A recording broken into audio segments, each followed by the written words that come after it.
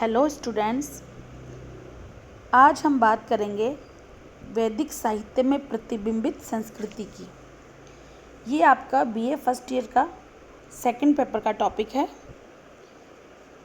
हड़प्पा सभ्यता के अंतिम चरण में, या ऐसा कह सकते हैं कि उसके विनाश के बाद जो अगला चरण जो सभ्यता का आता है वो है वैदिक सभ्यता। इस सभ्यता की जानकारी हमें किससे मिलती है? वैदिक साहित्य से मिलती है। इस सभ्यता एवं संस्कृति के संस्थापकों को ऋग्वेद में क्या कहा गया है? आर्य कहा गया है। अब हम जिस साहित्य की बात करेंगे या जिस साहित्य में हमें इस युग की जानकारी मिलती है वो कहलाता है वैदिक साहित्य। जो वैदिक साहित्य है उसमें हमें वैदिक सभ्यता और संस्कृति के बारे में विस्तृत जानकारी मिलती है। और वैदिक साहित्य में भी वेद भारत के सबसे प्राचीनतम ग्रंथ हैं। जो वैदिक साहित्य का सबसे प्राचीन, प्रमुख और प्रमाणिक जो ग्रंथ है वो है ऋग्वेद। आर्यों की जो दूसरी रचनाएं हैं ऋग्वेद के काफ़ी बाद की हैं। ऋग्वेद तथा दूसरी रचनाओं के जो विवरण हैं उसमें काफ़ी भिन्नता है। इस भिन्नता के कारण विद्वानों ने इस पूरी वैदिक सभ्यता को दो भागों में डिवाइड किया है। पहला ऋग्वैदिक काल और दूसरा आपका है उत्तर वैदिक काल। जो ऋग्वैदिक काल है उसकी जानकारी का एकमात्र स्रोत कौन है? ऋग्वेद। और जो बाकी जो अगला वाला पार्ट है वह उत्तर वैदिक काल।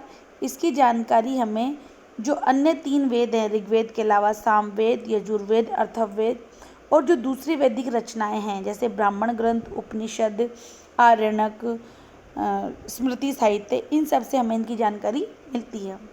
तो चूँकि ये पूरा जो संस्कृति है वो वैदिक साहित्य पे डिपेंड है या वैदिक साहित्य पे जो लिखा गया है उसके आधार पर ही हमने इस काल की रचना की है, तो पहले हमें वैदिक साहित्य के बारे में जान लेना जरूरी है।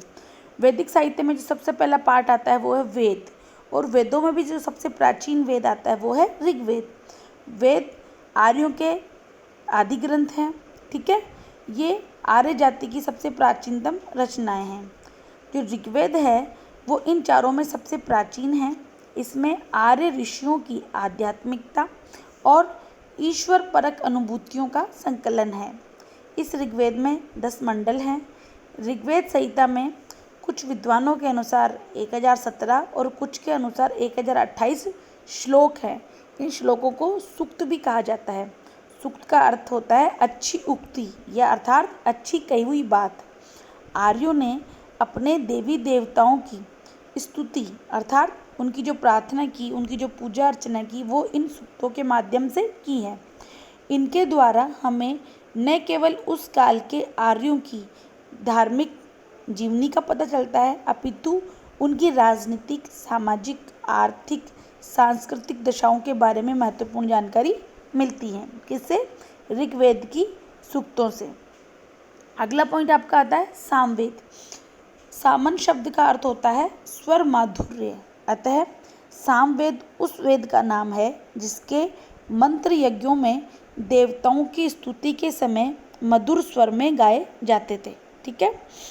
इसमें केवल 75 मंत्र नए हैं, शेष सभी ऋग्वेद के हैं। किसमें? सामवेद में। अगला जो आपका वेद आता है यजुर्वेद। यजुर्वेद में युजुस का अर्थ है यज्ञ या यज्ञ प्रार्थना। फलतः यज्ञ प्रधान यह वेद यजुर्वेद कहलाया। इसमें विभिन्न प्रकार की याज्ञिक विधियों का उल्लेख है एवं ये वेद क्या है? कर्मकांड प्रदान है। यजुर्वेद ग्रंथ ऋग्वैदिक काल और उसके बाद में आर्यों के जनजीवन में जो परिवर्तन आया उसको ये प्रकट करता है। चौथा और अंतिम वेद आपका है अथर्ववेद। चारों वैदिक संहिताओं में अथर्ववेद बहुत बाद के काल की रचना है। इसके 2 पार्ट उपलब्ध हैं। पहला शौनकीय एवं दूसरा पीपलाद। शौनकीय संहिता अधिक प्रामाणिक मानी जाती है। इसमें कुल 20 कांड, 731 सूक्त और लगभग 6000 मंत्र हैं। इस वेद के वर्णन जो विषय हैं वो हैं आपके ब्रह्म ज्ञान, धर्म, शत्रु संहार, औषधि प्रयोग, रोग शमन, यंत्र मंत्र, टोना टटका, मारण मोहन, उच्चाटन आदि। इसमें भूत प्रेत और अंधविश्वासों की बात भी की है। तो हम देखते हैं कि ये चारों वेद हैं, इसमें वैदिक जानकारी के अलावा उस काल की सामाजिक, आर्थिक आदि महत्वपूर्ण जानकारियाँ भी हमें प्राप्त होती हैं। अगले जो वैदिक साहित्य का जो अगला पॉइंट आता है वेदों के बाद, वो है आपके ब्राह्मण ग्रंथ। समय के साथ साथ आर्यों में यज्ञों एवं कर्म कांडों में वृद्धि होती गई और उनका विधान व्यापक और जटिल होता गया। अतः इन यज्ञों के विधान एवं क्रियाओं को सरल बनाने के लिए किसकी रचना की गई? ब्राह्मण ग्रंथों की रचना की गई। प्रत्येक ब्राह्मण ग्रंथ का किसी एक वेद से संबंध है। जैसे जो ऋग्वेद के ब्राह्मण ग्रंथ है उनका नाम है ऐतरेय और कौशितकी, ठीक है। इसके अलावा कृष्ण यजुर्वेद का ब्राह्मण ग्रंथ है तैत्तिरीय और शुक्ल यजुर्वेद का ब्राह्मण ग्रंथ है शतपथ। सामवेद के 3 ब्राह्मण ग्रंथ हैं। कौन कौन से? तांडे ब्राह्मण ग्रंथ, षड्विश ब्राह्मण ग्रंथ और जैमिनीय ब्राह्मण ग्रंथ है। उसी प्रकार अथर्ववेद का ब्राह्मण ग्रंथ कौन है? गोपथ। इन सब जो ब्राह्मण ग्रंथों से भी हमें आर्यों के जनजीवन, उस काल की शासन व्यवस्था, उनके भारत में कैसा प्रसार हुआ, उनकी भाषा कैसी थी, इन सब का उल्लेख हमें ब्राह्मण ग्रंथों में मिलता है। अगला जो आपका पॉइंट आता है वो है आपका आर्यनक। आर्यनक वे ग्रंथ हैं जो वनों की एकांतता में पढ़े जाते थे, अर्थात घने जंगल में बैठकर ऋषि मुनि इन ग्रंथों को पढ़ते थे। इनका संबंध न तो यज्ञों के संपादन से है और न उनके स्पष्टीकरण से। इनका जैसे जो ब्राह्मण ग्रंथ है उसमें यज्ञों के विधि विधान की जानकारी दी है, लेकिन आर्यनक उनसे अलग है। इनमें इन यज्ञों की गहनता और लाक्षणिकता का बोध कराते हैं। इन ग्रंथों में हमें आध्यात्मिक, दार्शनिक और पारलौकिक चिंतन देखने को मिलता है। जैसे इसके विषय कौन कौन से हैं? आत्मा क्या है, सृष्टि का निर्माण कैसे हुआ, सृष्टि किन तत्वों से बनी है, इसका नियंत्रक कौन है, परम सत्ता का स्वरूप क्या है, इन सब गूढ़ विषयों का चिंतन किसमें किया गया है? आर्यन ग्रंथों में किया गया है। उसके बाद जो अगला वैदिक साहित्य आता है वह उपनिषद। उपनिषद का शाब्दिक अर्थ है किसी के समीप बैठना, अर्थात शिक्षार्थी गुरु के समीप शिष्य का बैठना। इसे वेदांत भी कहा जाता है क्योंकि वेदों में जो विचार उपलब्ध है उन्हीं का परिपक्व रूप उपनिषदों में मिलता है। इसमें जो प्रमुख जो उपनिषद का जो वो मुख्य जो विषय हैं वो आपके आरण्यकों से ही मिलते जुलते हैं। जैसे आत्मा, ब्रह्म, मोक्ष, सृष्टि आदि के संबंध में उपनिषदों में जो विचार व्यक्त हुए हैं वे हिंदू धर्म के प्रमुख सिद्धांत हैं, ठीक है। जो अनेक उपनिषद ग्रंथ हैं लेकिन उनमें से 12 महत्वपूर्ण ग्रंथ हैं। उनके नाम हैं ईश, केन, कट, प्रश्न, मुंडक, मांडुक्य, तैत्तिरीय, ऐतरेय, छांदोग्य, वृहदारण्यक, कौशितकी और श्वेताश्वर उपनिषद, ठीक है। अगला जो आपका वैदिक साहित्य में अगला जो ग्रंथ आते हैं वो है वेदांग। उत्तर वैदिक काल के अंतिम चरण में वैदिक मंत्रों के लोग वास्तविक अर्थ को भूलने लगे और उनकी मनचाही व्याख्या करने लगे। इसलिए उनकी शुद्धता को कायम रखने के लिए वेदांगों की रचना की गई। ये संख्या में कितने हैं? 6। व्याकरण, शिक्षा, निरुक्त, छंद, ज्योतिष और कल्प। इन वेदांगों से भी हमें वेदों के बारे में महत्वपूर्ण जानकारी प्राप्त होती है। अगला जो आपका साहित्य आता है वह स्मृति साहित्य। वैदिक साहित्य में स्मृति साहित्य का भी महत्वपूर्ण स्थान है। स्मृतियाँ अनादिकाल से चली आ रही हैं और ये सामाजिक परंपरा को निर्धारित करती हैं। मानव जीवन के विभिन्न क्रियाकलापों के विधान और उनमें क्या क्या निषेध है इसका वर्णन हमें स्मृति साहित्य में मिलता है। इनमें मनुस्मृति, याज्ञवल्क्य स्मृति आदि महत्वपूर्ण स्मृतियाँ हैं। अब ये तो बात थी कि वैदिक साहित्य है क्या, वैदिक साहित्य में हम क्या क्या चीज़ों को इंक्लूड करते हैं। अब हमारा जो टॉपिक आता है अगला वो है, इसमें सब टॉपिक है कि वैदिक साहित्य के आधार पर देखते हैं कि उस काल में, वैदिक काल में उस काल की राज्य व्यवस्था कैसी थी, राज्य का प्रशासन किस प्रकार चलता था, राज्य राजतंत्र था, लोकतंत्र था, गणतंत्रात्मक था, या राज्य के प्रमुख आधार कौन से थे या महत्वपूर्ण अंग कौन से थे, इसके बारे में डिस्कस हम इस पॉइंट में करेंगे। तो पहला राज्य व्यवस्था में आता है आर्य जन। समस्त जो आर्य जाति थी वो अनेक जनों में विभक्त थी, ठीक है, और प्रत्येक जन का एक अलग अलग क्या होता था? नेता होता था। ऋग्वेद में प्राय 20-21 जनों का उल्लेख मिलता है जिनमें भरत, अनुस, मत्स्य, द्रुह, यदु, पुरु, तुर्वश आदि विशेष उल्लेखनीय है। ठीक है। आर्यों के जो ये जन थे, ये सर्वोच्च सत्ता की स्थापना के लिए आपस में लड़ते रहते थे। जैसे ऋग्वेद में हमें 10 राज्य युद्ध की जानकारी प्राप्त होती है। अब हम बात करेंगे उत्तर वैदिक काल की। तो ऋग्वैदिक काल में हमने कहा कि कौन कौन से जन प्रसिद्ध थे। उत्तर वैदिक काल में आर्यों ने सप्त सिंधु क्षेत्र में भारत के पूर्वी और दक्षिणी क्षेत्रों की ओर बढ़ना शुरू कर दिया, और जो वे आगे बढ़ते गए, वे अनार्यों को खदेड़कर अपनी बस्तियां स्थापित करते चले गए। धीरे धीरे गंगा और यमुना का दोआब आर्य सभ्यता संस्कृति का केंद्र बन गया। इसके अलावा ऋषि अगस्त्य और परशुराम ने भी दक्षिण भारत में वैदिक संस्कृति का प्रसार किया। लेकिन हम देखते हैं कि उत्तर वैदिक काल में ऋग्वैदिक काल के प्रसिद्ध पंचजन कौन से? पुरु, अनु, द्रुहु, यदु और तुर्वश, ये अपना गौरव खो चुके थे। पुरु और भरत जन संयुक्त हो गए थे और कुरु नाम उन्होंने धारण कर लिया था, और आगे चलकर कुरु और पांचाल, इनमें भी मैत्री संबंध स्थापित हुए और ये महत्वपूर्ण एक राजनीतिक शक्ति उभर कर सामने आई। तो हम देखते हैं कि इस काल में जो अन्य महत्वपूर्ण जन थे वो थे गांधार, केकय, मद्र, काशी, अवंती, अश्मक, राष्ट्र, मूलक, कौशल आदि। तो हम देखते हैं कि जो ऋग्वैदिक काल के जो जन थे वो दूसरे थे। अब वो छोटे छोटे जन अब उत्तर वैदिक काल में बड़े हो चुके थे, और जो पुराने जन थे वो अपना आधार खो के अब दूसरे जन महत्वपूर्ण हो गए थे।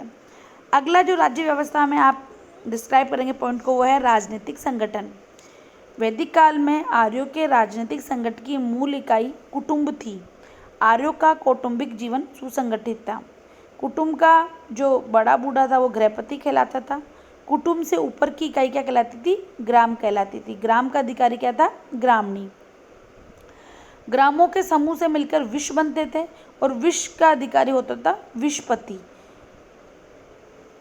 विश मिलकर जन बनते थे, और जन का अधिकारी क्या कहलाता था? गोप या रक्षक। और जो आपको मैंने पहले बताया कि जो जन था वो राजनीतिक महत्वपूर्ण इकाई थी, और राजा ही जन का प्रधान होता था। जन से भी बड़ी इकाई क्या कहलाती थी? राष्ट्र कहलाती थी। ऋग्वैदिक काल में जन बहुत छोटे और अनव्यवस्थित होते थे, लेकिन उत्तर वैदिक काल के अंत तक आर्य जो जन थे उनमें स्थिरता आ गई, और वे स्थायी रूप से विशेष क्षेत्र में बसने लगे। तब ये विशेष संबंधित जनपद कहलाने लगे, अर्थात राज्यों का उत्तर वैदिक काल में एक भौगोलिक आधार बनने लग गया था। अब बात करते हैं हम शासन पद्धति की, कि वैदिक काल की शासन पद्धति कैसी थी। जो हमें साक्ष्य मिले उनके आधार पर हम कह सकते हैं कि ऋग्वैदिक काल की शासन व्यवस्था राजतंत्रिक थी, क्योंकि ऋग्वेद में अनेक बार राजन या राजन्य शब्द का उल्लेख हुआ है। विद्वानों का मानना है कि सामान्यतः वंशानुगत राज्याधिकार की परंपरा थी, परंतु राज्याभिषेक के पूर्व जनता की स्वीकृति लेनी होती थी। ऋग्वेद में हमें गणतंत्र व्यवस्था का भी संकेत मिलता है। इस ग्रंथ में कहीं कहीं गण, गणपति, गण के प्रधान के रूप में ज्येष्ठ आदि पदों का उल्लेख हुआ है।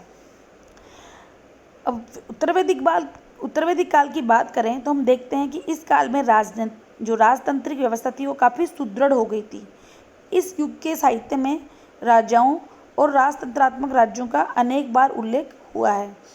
इस काल में हमें 5 प्रकार के जो शासन विधियों का उल्लेख हुआ है, जिसमें साम्राज्य, भोज्य, स्वराज्य, वैराज्य और राज्य।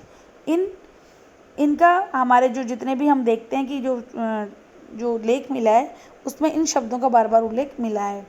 उत्तर वैदिक काल में राजाओं द्वारा ऊंची उपाधि का धारण करना, राजसूय यज्ञ एवं अश्वमेध यज्ञ करना, तत्कालीन साहित्य में राजाओं के अपार धन वैभव का उल्लेख इस बात का द्योतक है कि उस समय बड़े राज्यों का अस्तित्व सामने आ गया था। उत्तर वैदिक काल के छोटे छोटे जनराज्य प्राय समाप्त हो गए थे, और इनका स्थान किसने ले लिया था? बड़े बड़े राज्यों ने ले लिया था। अब बात करते हैं हम राजा के अधिकार एवं कर्तव्यों की। ऋग्वैदिक काल के जो अधिकांश राज्य थे वो छोटे थे, परंतु राजाओं के अधिकार तथा सम्मान में किसी प्रकार की कमी नहीं थी। जो राजा था वो अपने राज्य का प्रधान अधिकारी होता था, और उस राज्य की सभी शक्तियाँ उस राजा में केंद्रित होती थी। शासन की सुविधा की दृष्टि से जो राजा था वो अनेक राजकीय अधिकारियों और कर्मचारियों को नियुक्त करता था एवं पदच्युत करने का अधिकार भी किसको था? राजा को ही था। न्याय के क्षेत्र में वह सर्वोच्च न्यायाधीश होता था और अंतिम अपील की सुनवाई कौन करता था? राजा करता था। वैसे राजा के अधिकारों पर कोई कानूनी अंकुश तो नहीं था, परंतु व्यवहारिकता में उसे अपने कर्तव्यों का पालन करना पड़ता था। ठीक है, राजा के प्रमुख कर्तव्य क्या थे? प्रजा की जीवन और संपत्ति की रक्षा करना, बाह्य आक्रमणों से सुरक्षा करना, यज्ञों का अनुष्ठान करना, प्रजा की उन्नति करना, अपराधियों को दंड देना, विद्वानों का आदर करना। यद्यपि उस युग में राजा को भूमि का स्वामी नहीं माना जाता था, फिर भी राजा अनेक प्रकार के कार्य, जिसे बलि कहा गया है, लेता था। अब हम बात करेंगे उत्तर वैदिक काल की। तो उत्तर वैदिक काल में बड़े बड़े राज्यों की निर्माण हुआ। इससे राजा की प्रतिष्ठा, संपत्ति और सत्ता का भी विकास हुआ। निर्वाचन पद्धति का भी कहीं कहीं उल्लेख मिलता है और हम पहले बता चुके हैं कि इस काल में सम्राट, भोज, स्वराट, विराट आदि उपाधियां राजा धारण करने लग गया था। इस युग में राजा की देवी उत्पत्ति का सिद्धांत अधिक लोकप्रिय हो गया था और उसके अधिकारों में इस कारण पहले से अधिक क्या हो गई थी? वृद्धि हो गई थी। तो हम देखते हैं कि इस काल में जो राजा के अधिकार बहुत अधिक मात्रा में बढ़ गए थे, लेकिन वो अपने कर्तव्य से विमुख नहीं हुआ था। इस काल में भी राजा अपनी प्रजा से बलि, शुल्क, भाग आदि करों की वसूली करता था और राजा द्वारा वसूल किए जाने वाले करों की सीमा व्यक्ति की कुल आय का लगभग 1/6 भाग होती थी। अब हम बात करेंगे सभा और समिति की। ऋग्वैदिक काल में सभा और समिति का महत्वपूर्ण स्थान था। वे प्रशासन का आवश्यक अंग थी। ऐसा प्रतीत होता है कि समिति आर्यों की एक बड़े आकार की जनसभा होती थी और सभा एक छोटे आकार की परिषद रही होगी। इन दोनों संस्थाओं के अधिकारों एवं कार्य क्षेत्रों की अलग अलग व्याख्या करना थोड़ा कठिन है, परंतु समय समय पर राजा को इनमें उपस्थित होना पड़ता था और ये जो मत पास करती थी वो राजा उसको टालता नहीं था। उत्तर वैदिक काल में इन संस्थाओं का महत्व वैदिक काल से थोड़ा कम हो गया था, लेकिन अभी भी ये संरचनाएं बनी हुई थी। उपनिषद काल में समिति ने अपना महत्व पुनः कायम कर लिया था, लेकिन उपनिषद काल के बाद समिति का महत्व धीरे धीरे क्या हो गया था? कम हो गया था। अब हम बात करेंगे न्याय व्यवस्था की। तो ऋग्वैदिक काल में न्याय व्यवस्था, विधि संग्रह तथा विधि के कार्यान्वयन के संबंध में हमें इतनी जानकारी प्राप्त नहीं हो पाती है, लेकिन विद्वानों का मानना है कि राज्य के समस्त सत्ता का केंद्र चूंकि राजा था, इसलिए वो प्रधान न्यायाधीश भी होता था और वो प्रमुख कार्य उसका राजा को जो था वो था प्रजा को न्याय देना। मृत्युदंड की सजा इस समय प्रचलित थी, परंतु बहुत कम अवसरों पर ही सजा दी जाती थी। दंड के रूप में जुर्माना लेने की प्रथा थी। गांव में अपराधों के मामले को निपटाने हेतु पंच मध्यस्थ बनकर फैसला करते थे। अपराधों का पता लगाने के लिए उग्र होते थे। उग्र का मतलब, उग्र किसको कहा गया है? पुलिस को कहा गया है। उत्तर वैदिक काल में राजा के न्याय संबंधी अधिकार बढ़ गए थे। अपराधियों को दंड देना राजा का प्रमुख कर्तव्य था और राजा अपराधी को दंड नहीं देता था तो उसे स्वयं अपराधी माना जाता था। न्याय प्रदान करने के लिए राजा न्यायाधीशों की नियुक्ति करता था। अब हम बात करेंगे युद्ध विधि की। इस काल में चूंकि आपको पता है कि जो आर्य थे वो एक युद्ध प्रिय जनजाति थी। बाह्य एवं आंतरिक युद्ध आर्यों के जीवन के आवश्यक अंग थे। उनकी युद्ध नीति मूलतः क्या थी? आक्रामक थी। तत्कालीन युद्ध प्रणाली का ऋग्वेद में अनेक स्थलों पर उल्लेख हुआ है, जिनका प्रत्येक पुरुष सैनिक होता था। आवश्यकता पड़ने पर उसे शस्त्र धारण करके युद्ध में भाग लेना पड़ता था। ठीक है, साधारण सैनिक पैदल चलते थे। धनुष, बाण, तलवार, भाला, फरसा, कुठार आदि से युद्ध किया जाता था। युद्ध में धर्म की प्रधानता थी। छल, कपट, बेईमानी का प्रयोग नहीं होता था। वैसे ही उत्तर वैदिक काल है उसमें भी युद्ध विधि और अस्त्र शस्त्रों में कोई विशेष अंतर नहीं आया था, परंतु अब आर्यों के आपसी युद्ध काफ़ी बढ़ गए थे। ठीक है, इस काल में भी युद्ध में धर्म का सर्वोच्च स्थान था। कहीं भी छल कपट का सामना नहीं किया जाता था। अब हम बात करेंगे कि इस काल में जो राजा के प्रमुख अधिकारी थे वो कौन कौन थे। ऋग्वैदिक काल में राजा के प्रमुख अधिकारी थे पुरोहित, सेनापति और ब्राह्मणी। ठीक है, पुरोहित जो राज्य मंत्री, पथ प्रदर्शक, दार्शनिक होता था। सेनापति आपको पता ही है, जो सेना का नेतृत्व करता है। और ग्रामणी गांव का मुखिया होता था। उत्तर वैदिक काल में जो व्यक्ति थे, जो अधिकारी थे, उनकी संख्या बढ़ गई थी। इनमें सेनानी, पुरोहित, युवराज, महिषी, सूत, ग्रामणी, संग्रहिता, बागदूत, अक्षवाप, पालागल आदि थे। ये राज्य के प्रमुख अधिकारी थे और ये राजा के प्रति उत्तरदायी थे। इनको नियुक्त करना और इनको पदच्युत करना राजा का प्रमुख अधिकार था। तो इस विवेचन से हम देखते हैं कि जो उत्तर वैदिक काल और ऋग्वेदिक काल की जो राज्य व्यवस्था थी वो अत्यंत व्यवस्थित एवं सुदृढ़ थी। ये जो हमने जानकारी ली है वो हमें वैदिक साहित्य से मिलती है।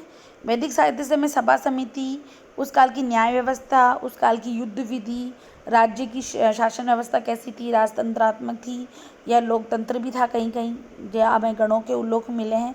तो इन सब बातों से हम उस काल की राज्य व्यवस्था के बारे में जानकारी प्राप्त कर सकते हैं। इसी के साथ ये वाला पॉइंट ख़त्म होता है। Okay, thank you.